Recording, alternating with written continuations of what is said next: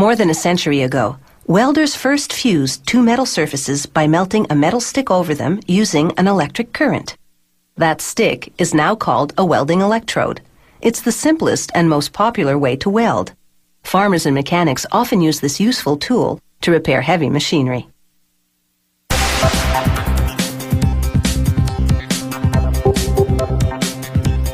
This company's electrodes are coated with powdered metals and minerals. During welding, the metals melt and the minerals protect the area from oxygen, which would weaken the bond. The electrode transmits an electric current that heats and melts both the electrode and the metal surfaces, welding them together.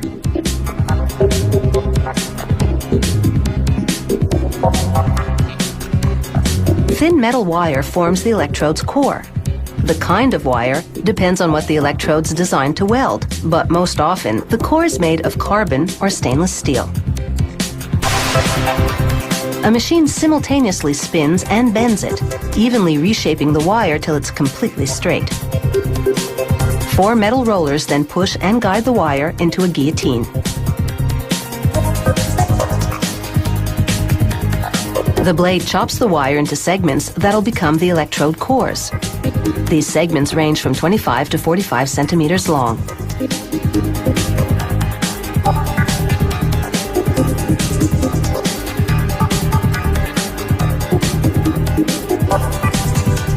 The factory puts a variety of metals and minerals in the coating.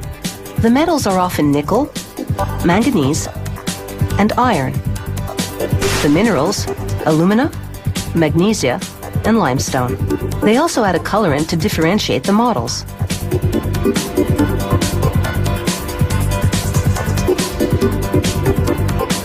Workers mix the ingredients with a bit of glue until they turn to the consistency of wet sand. A worker then packs the mix into a machine that forms it into slugs with a hole down the middle. He adds a plastic cap. Then a metal cover slides on and the machine takes over. It takes only a minute for the machine's piston to compress the powder into a solid.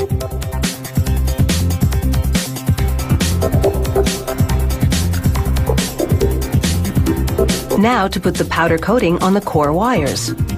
A worker loads 4 slugs into an extrusion press.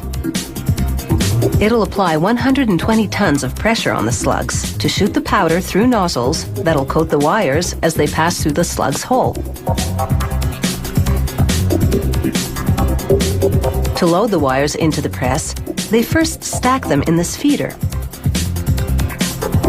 The opening at the bottom's adjustable for different diameters because core wires range from spaghetti thin to pencil thick.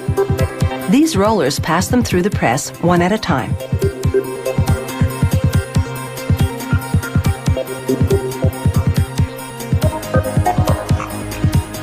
Four wheels then pull the wires from the feeder into the extrusion press for coating at a rate of up to 1,000 electrodes a minute.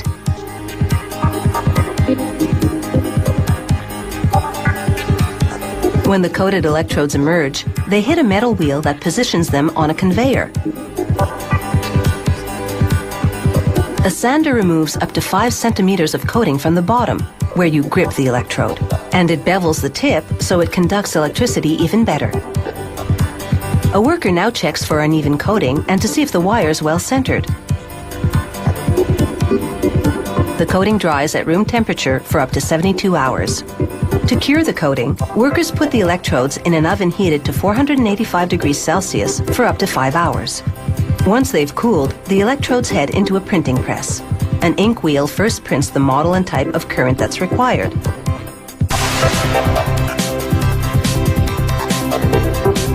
Another ink wheel then applies a color to the gripping end. It's another way to differentiate the model in case the lettering on the side rubs off in storage. From there, it's off to packaging. An optical scanner counts the electrodes, then a stacking machine separates them into 3.5 to 5 kilogram bundles. Finally, a worker inserts them into cardboard canisters. He adds a piece of cardboard to compress them tightly for the trip. A sticker marks the contents and tape keeps the package tightly sealed.